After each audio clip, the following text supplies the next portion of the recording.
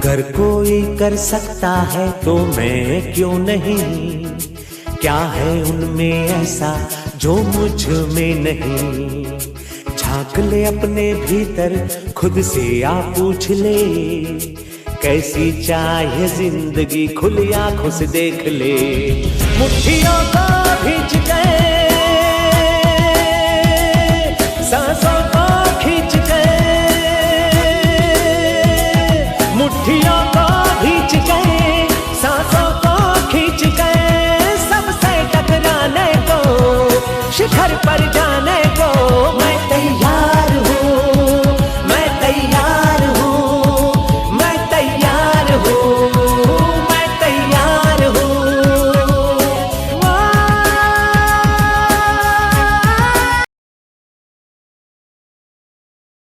माननीय सांसदों, माननीय अध्यक्ष जी पधार रहे हैं।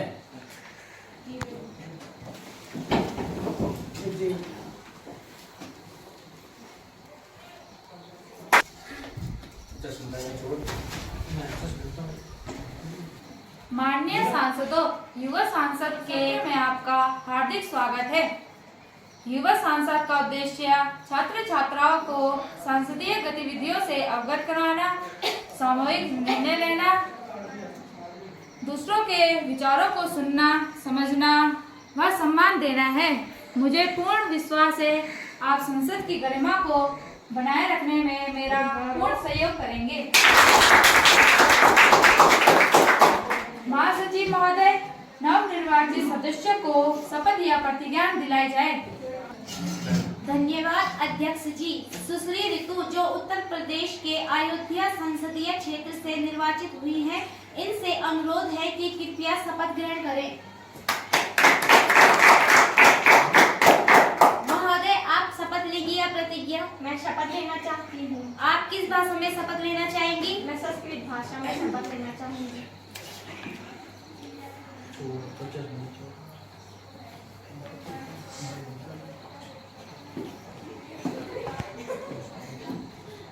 अहं यो युवा संसद सभायाः सदस्यरूपेण निर्वाचितः अस्मि। ईश्वरस्य शपथ गृह्णामि। अहं विधि स्थापितः भारतस्य संविधान प्रति सत्य श्रद्धा निष्ठां च धारयिष्यामि। अहं भारतस्य प्रभुताम् अखण्डतां च अश्रद्धतया रक्षयिष्यामि। तथाच यत् पद अहं गृह्यमाणो अस्ति तत् कर्तव्यानां श्रद्धापूर्वकं निर्वहणं करिष्यामि।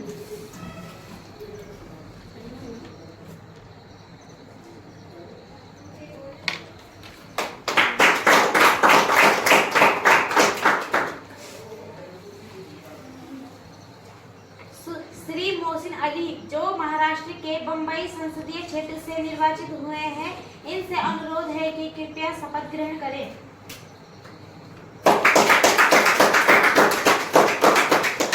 महोदय, आप शपथ लेंगे या प्रतिज्ञा? मैं शपथ लेना चाहता हूँ। आप किस भाषा में शपथ लेना चाहेंगे? मैं अंग्रेजी भाषा में शपथ लेना चाहता हूँ।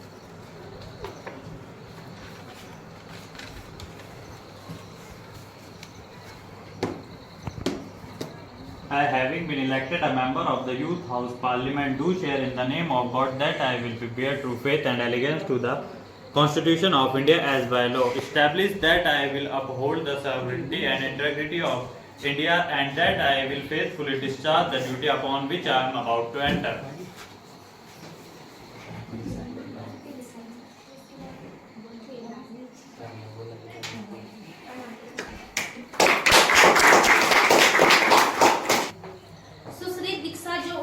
की गढ़वाल संसदीय क्षेत्र से निर्वाचित हुई हैं, इनसे अनुरोध है कि कृपया शपथ ग्रहण करें।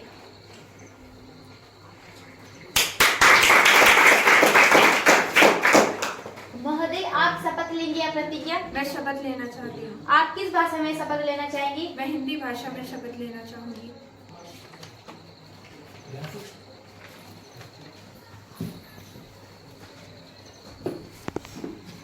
मैं कुमारी दीक्षा बरखार जो युवा संसद की लोकसभा सदस्य निर्वाचित हुई हूँ, ईश्वर की शपथ लेती हूँ कि मैं विधि द्वारा स्थापित भारत के संविधान के प्रति श्रद्धा और निष्ठावान रहूंगी, देश की प्रभुसत्ता और एकता बनाए रखूंगी तथा जिस पद को मैं ग्रहण करने वाली हूँ उसके कर्तव्यों का श्रद्धापूर्वक निर्वहन करूंगी।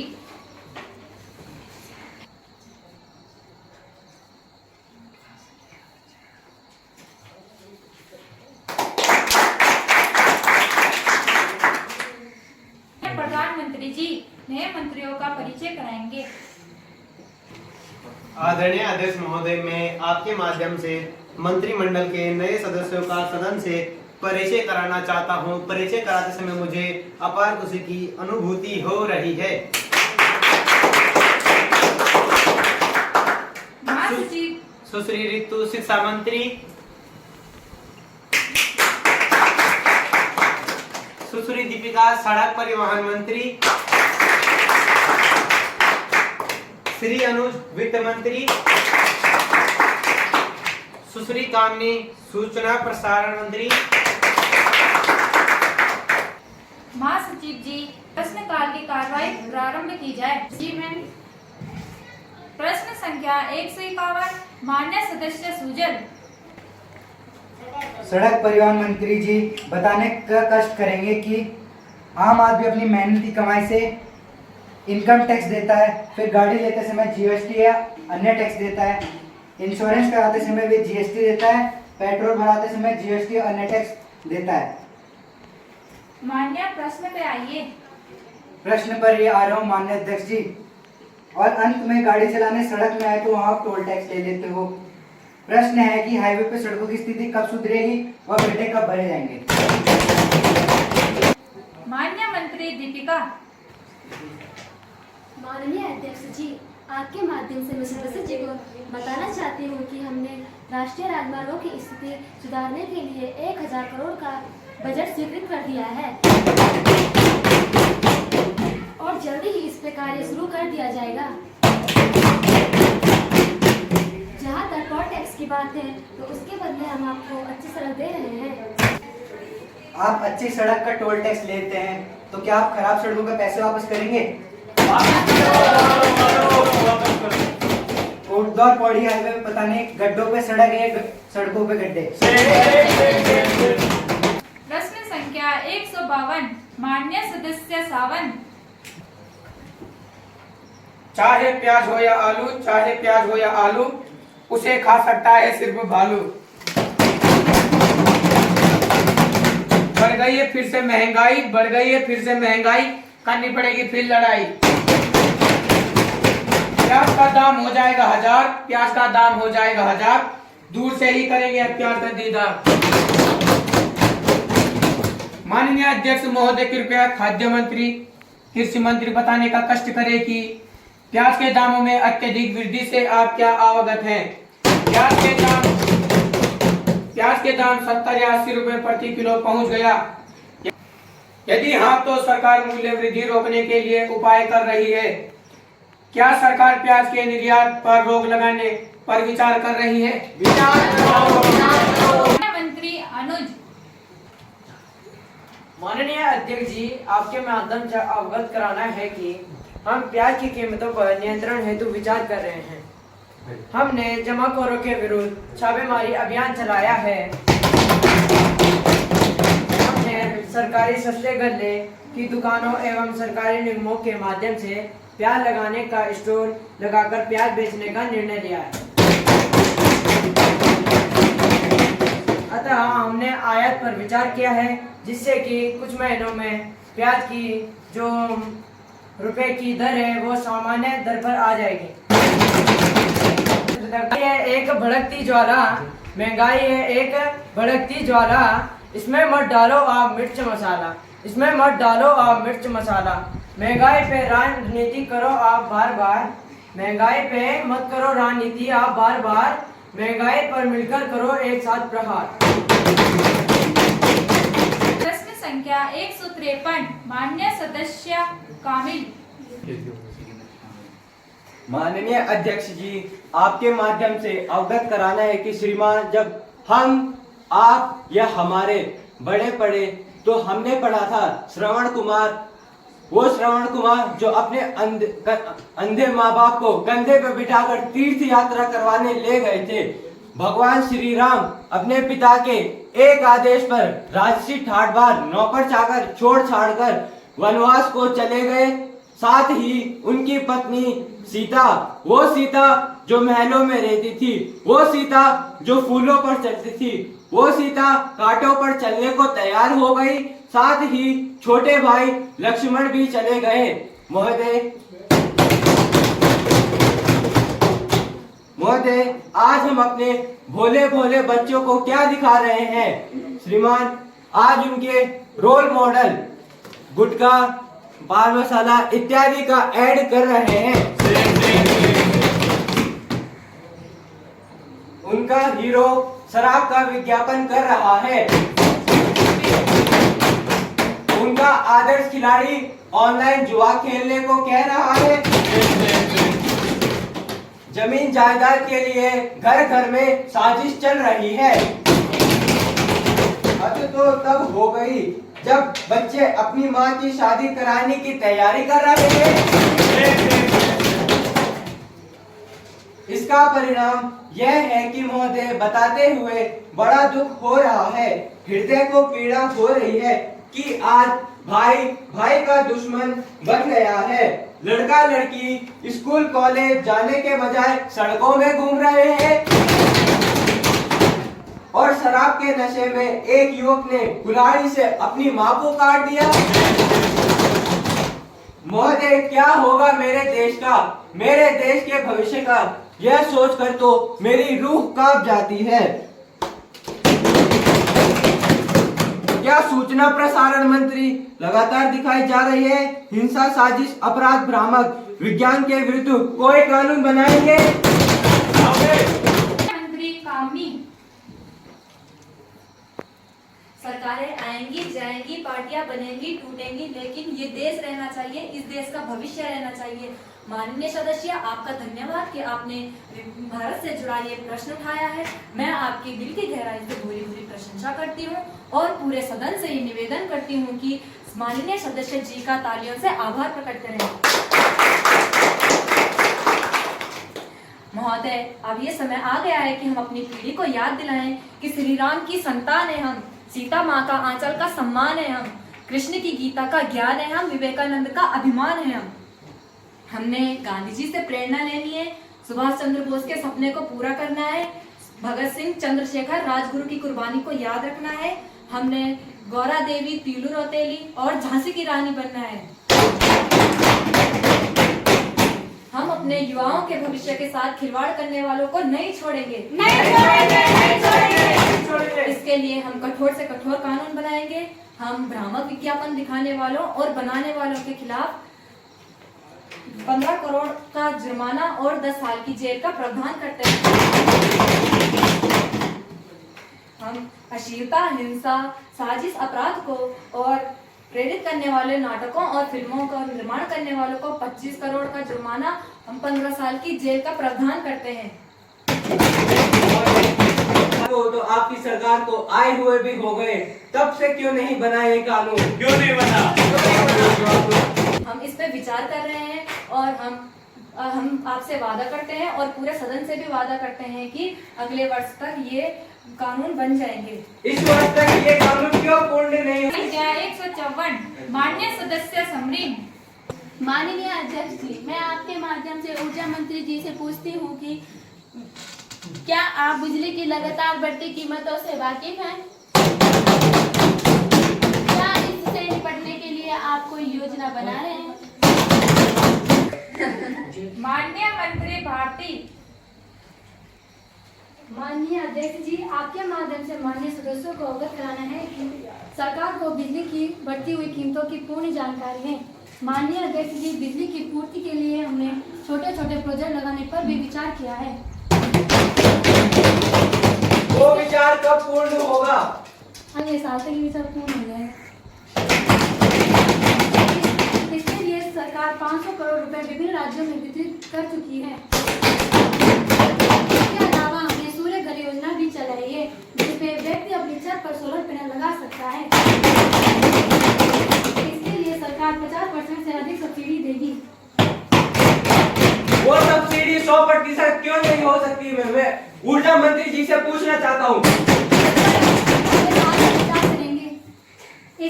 बिजली का बिल शून्य हो जाएगा और बची हुई बिजली को सरकार लेगी, जिससे व्यक्ति की आय भी बढ़ेगी। वो विचार कब पूर्ण होगा?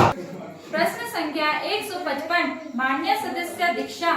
अध्यक्ष जी, आपके माध्यम से मैं शिक्षा मंत्री जी से पूछना चाहती हूँ कि बच्चों को शिक्षा दो, अज्ञानी को ज्ञान। बच्चों को शिक्षा दो, अज्ञानी को ज्ञान। शिक्षा से ही बन सकता है मेरा भारत देश महान। शिक्षा एक ऐसा वट वृक्ष है जिसके नीचे देश का भविष्य बढ़ता है, किंतु प्रायः देखने में आया है कि सरकारी स्कूलों की स्थिति बहुत खराब हो गई है। छतें टपक गई है, बिल्डिंग जर्जर हो गई है, बच्चे जान जोखिम में डालकर स्कूल पढ़ रहे हैं एवं स्कूलों में लगातार छात्र संख्या घट रही है। इन सब के लिए सरकार क्या विचार कर रही है? विचार करो। माननीय मंत्री ऋतु। वाकिफ कहाँ जमाना हमारी उड़ान से, वाकिफ कहाँ जमाना हमारी उड़ान से, वॉर थे जो हरमन गए आसमान से। माननीय शिक्षा मंत्री जी से निवेदन है कि एक्शन। अध्यक्ष महोदय जी, शायद हमारे सदस्य जी अभी भी पुरानी स्कूलों की बात कर रहे हैं जो आजादी के समय बनी गई होंगी। हम अपने देश के उज्जवल भविष्य के साथ खिलवाड़ नहीं कर सकते। हमने इसके लिए 10 अरब रुपए खर्च करके सरकारी स्कूलों में कायाकल्प किया है। शायद विपक्ष ने वे स्कूलें नहीं देखी होंगी। हाँ, यह भी सच है कि कुछ राज्यों में कमी रह गई है, परंतु हमने इसके लिए रुपए स्वीकृत कर लिए हैं। वो कमी कब पूर्ण होगी? जल्द ही वहाँ नई बिल्डिंगें तैयार हो जाएंगी। घटती छात्र संख्या पर विचार कर हमने सरकारी स्कूलों में नर्सरी कक्षाओं से अंग्रेजी माध्यम की कक्षाओं तक की पढ़ाई शुरू कर दी है, जिसके परिणाम स्वरूप पिछले सत्र की अपेक्षा अब की बार छात्र संख्या में वृद्धि 20% हुई है। छात्र संख्या तो आपने बढ़ा दी, लेकिन अभी भी कई राज्यों के सरकारी स्कूलों में अध्यापकों की कमी है। उसके लिए आपने क्या विचार किया है? विचार करो। माननीय अध्यक्ष महोदय जी, मैं विपक्ष में कहना चाहती हूँ कि रुकावटें आती है सफलता की राहों में, रुकावटें आती है सफलता की राहों में, ये कौन नहीं जानता, फिर भी मंजिल पा लेते हैं जो हार नहीं मानता। संख्या 156 मान्य सदस्य प्राची। माननीय अध्यक्ष जी, आपके माध्यम से समाज कल्याण मंत्री जी से पूछना चाहती हूँ कि आपने बहुत सारी जन कल्याणकारी योजनाएं बनाई हैं, जैसे गरीबों के लिए प्रधानमंत्री आवास, फ्री राशन, फ्री बिजली, पानी का कनेक्शन। किंतु जब वे राशन कार्ड बनाने के लिए या इन योजनाओं का लाभ लेने के लिए आवेदन करते हैं तो पता चलता है कि जिसके पास कलर टीवी है, मोटर बाइक है या अन्य जरूरत की सामान्य वस्तुएं हैं, उनका राशन कार्ड नहीं बनेगा।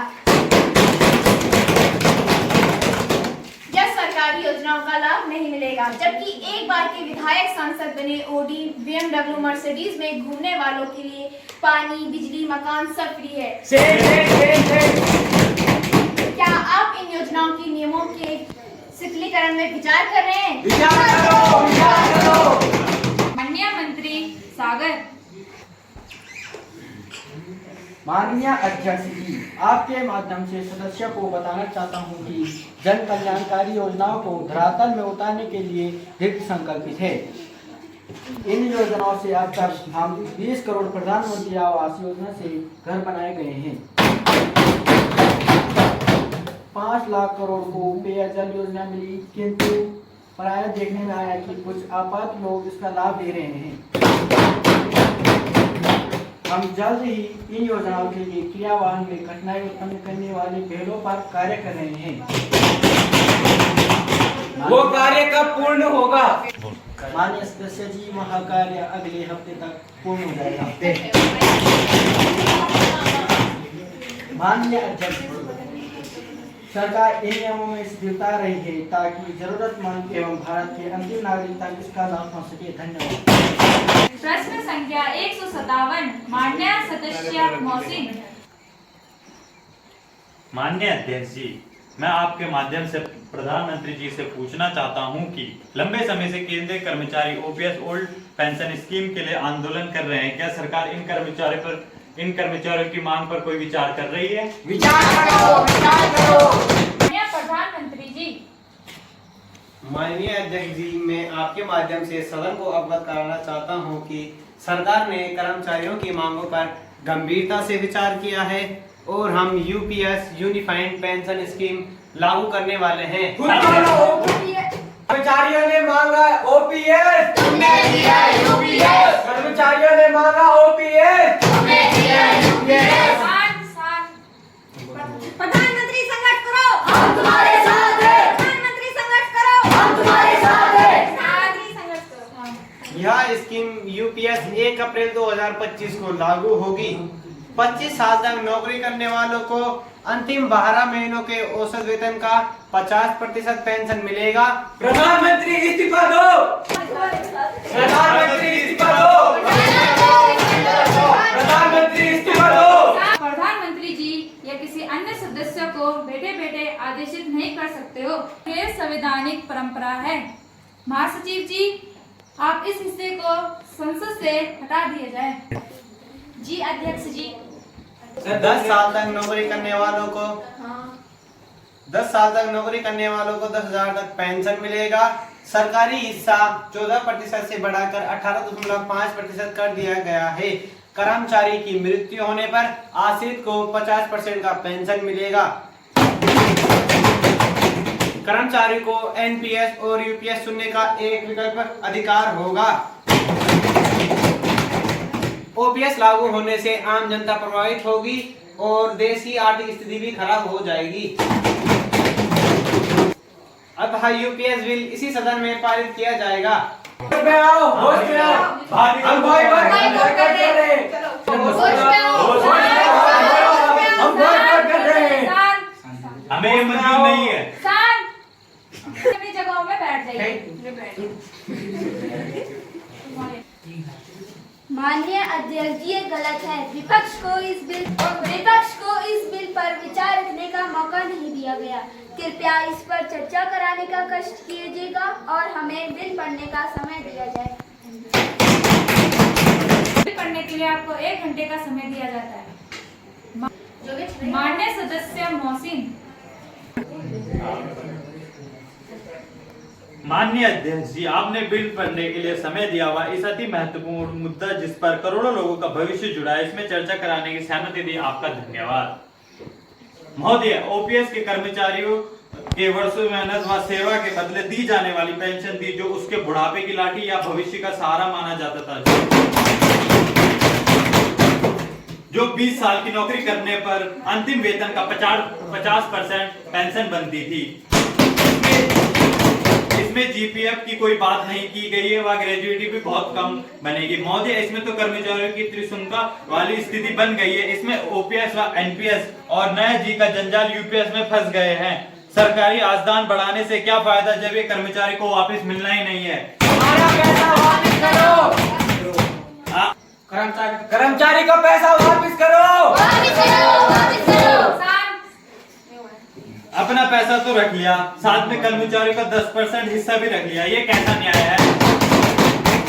और आपने बोला ओपीएस से आम आदमी प्रभावित हो, ये कैसे होगा? मैं सरकार से जानना चाहूंगा कि आम आदमी ओपीएस से कैसे प्रभावित होगा और ओपीएस से क्या आर्थिक स्थिति खराब होगी? माननीय अध्यक्ष महोदय, यदि ओपीएस पुरानी पेंशन व्यवस्था लागू की गई तो इससे सरकार पर कई हजार गुना आर्थिक बोझ बढ़ेगा, जो देश हित में, राष्ट्र हित में सही नहीं होगा। कर्मचारी हमारे ही हैं, हम उनका भला करना चाहते हैं, इसलिए हम उनके लिए सर्वाधिक उपयुक्त यूपीएस लागू करने वाले हैं। हमने मांगा ओपीएस, तुमने दिया यूपीएस। यूपीएस वालों, यूपीएस वालों। महोदय, यदि यूपीएस सर्वाधिक उपयुक्त हो तो केवल कर्मचारी ही क्यों, माननीय विधायकों एवं माननीय सांसदों के लिए भी यह स्कीम लागू होनी चाहिए। खुद लो ओपीएस और कर्मचारी को यूपीएस। महोदय, आप कहते हैं कि विश्व की 5वीं बड़ी आर्थिक शक्ति हो गए हैं और अब तीसरी आर्थिक शक्ति बनने वाले हैं और अब पेंशन को पैसा नहीं दे रहे हैं। कहाँ गया सब पैसा? हमारा पैसा वापस करो। आप खाए दूध मलाई और कर्मचारी को दे खाली खाली, अतः कर्मचारी को पेंशन दो। पेंशन दो, टेंशन नहीं, पेंशन दो। पैसा पैसा करते हो, क्यों पैसे पे तुम मरते हो? श्रीमान, ये अंबानी और अडानी के बेटे की शादी तो है नहीं जो आप हमें गाना गाकर सुना रहे हैं। कृपया तथ्य पर बात कीजिए। महोदय, हम 25 साल की सेवा में पेंशन दे रहे हैं। महोदय, सरकार के पास कोई अलादीन का चिराग नहीं है कि जो मांगो मिल जाएगा। राष्ट्र हित में जो बन पाएगा वह करने के लिए हम वचनबद्ध हैं। हमें देश की आर्थिक स्थिति एवं आर्थिक भविष्य भी देखना है, उसी के अनुसार निर्णय लिया जाएगा। माननीय अध्यक्ष महोदय, ये बार बार राष्ट्र की बात करते हैं। ये राष्ट्र क्या है? केवल सीमाओं से बने पेड़ पौधों से युक्त नदी नहरों से नहीं बनता राष्ट्र। राष्ट्र बनता है वहाँ रहने वाले लोगों से, उन लोगों की खुशहाली से, लोगों के उज्जवल भविष्य से, बच्चों के खुशहाल हंसते खेलते बचपन से, युवाओं के रोजगार से और भय मुक्त चिंता मुक्त बुढ़ापे से बनता है राष्ट्र। आप सरकार चला रहे हैं, कोई कॉर्पोरेट हाउस नहीं जो आप बार बार पैसा बचाने की बात कर रहे हो। महोदय, आपने पूर्ण पेंशन के लिए 25 वर्ष की सेवा रखी है, जबकि भारतीय अर्धसैनिक बलों की स्वैच्छिक सेवा निवृत्ति 15 से 20 साल होती है। तो क्या आप उन्हें पेंशन के लिए जबरदस्ती के मन से 25 वर्ष सेवा करनी होगी? सोचिए जरा, वे सैनिक जो जीरो डिग्री में 24 घंटे हमारी रक्षा कड़ाके की ठंड में हमारी रक्षा करते हैं। हम तो इसी कमरों में बैठे बैठे सोचते रहे कि नौकरी के दौरान भी संघर्ष और नौकरी के बाद भी संघर्ष करते रहें। महोदय, दूसरा पहलू यह है कि सामान्य जाति के लिए नौकरी हेतु अधिकतम आयु 42 वर्ष है एवं आरक्षित समुदाय के लिए 47 वर्ष। यदि कोई व्यक्ति 42 एवं 47 वर्ष में नौकरी करता है एवं 60 वर्ष में सेवानिवृत्त होता है तो उसकी सेवा तो केवल 13 से 18 वर्ष होगी, जबकि पूर्ण पेंशन के लिए आपकी शर्त 25 वर्ष है। यह कैसा न्याय है कि आप बादाम दिखाकर सरकारी कर्मचारी को मूंगफली बांट रहे हैं? माननीय अध्यक्ष, यह यूपीएस स्कीम बजट सोच विचार कर आरबीआई, एसबीआई, रेलवे एवं अन्य विभागों के वरिष्ठ सेवानिवृत्त कर्मचारियों से विचार विमर्श कर लागू करने वाले हैं। हमें सरकारी कर्मचारियों के साथ 2 करोड़ जो प्राइवेट नौकरी करने वालों के बारे में सोचना है। अतः प्राइवेट नौकरी करने वालों के भविष्य पर कोई प्रतिकूल प्रभाव पड़े व देश पर लाखों करोड़ों रुपए का बोझ न पड़े, इसलिए कर्मचारियों के लिए यूपीएस ही सबसे अच्छा विकल्प है। हमने मांगा ओपीएस, तुमने दिया यूपीएस। हमने मांगा ओपीएस, तुमने दिया यूपीएस। आदरणीय महोदय, आपके माध्यम से सरकार को बताना चाहती हूँ कि सरकारी, प्राइवेट और सरकारी कर्मचारियों की तुलना नहीं कर सकते आप। प्राइवेट कर्मचारियों के लिए भी कोई भविष्य सुरक्षित करने वाली योजना नहीं है, लेकिन हम आपके साथ रहेंगे। लेकिन सोचिए, जब 2-3 साल पहले पूरा विश्व कोरोना की चपेट में था, जब मंदिर, मस्जिद, बद्री केदार, मक्का, मदीना, चर्च, गुरुद्वारे सब बंद थे, तब केवल खुले थे तो हॉस्पिटल जहां सरकारी कर्मचारी अपनी जान की परवाह ना किए दूसरों की जान बचा रहे थे। जब सब अपनी जान बचाने के लिए अपने घरों में अपनी जान बचाने की सोच रहे थे, तब केवल ये सरकारी कर्मचारी ही थे जो राशन बांट रहे थे, सफाई कर रहे थे और लोगों की जांच कर रहे थे। जब पूरी दुनिया चम गई, तब केवल ये कर्मचारी ही थे जो जान की बाजी लगा के दुनिया के राष्ट्र को थामे हुए थे। आपदाओं में, आगजनी में, दंगों में कौन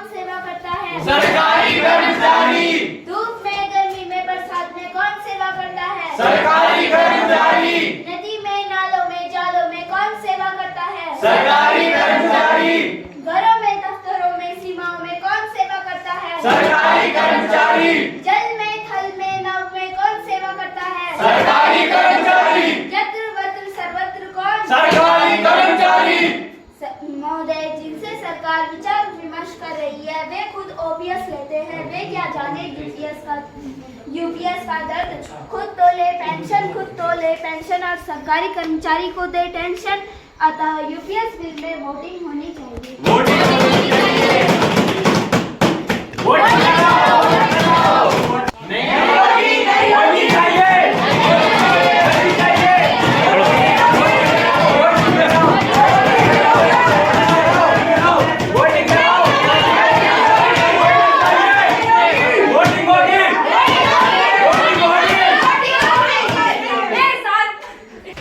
महासचिव जी, वोटिंग की तैयारी कीजिए।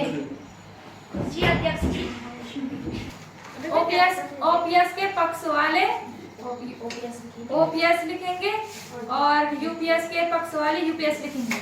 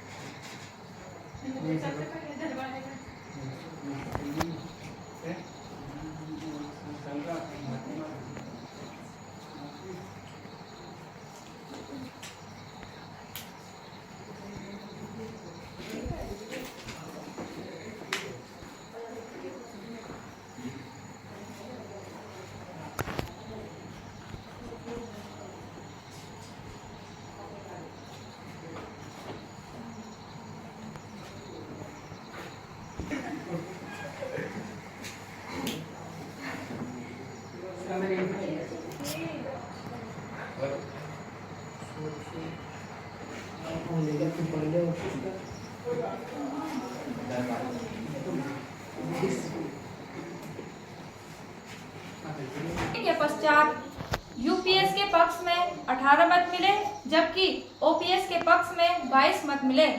अतः सरकार उस बिल पर पुनः विचार करे।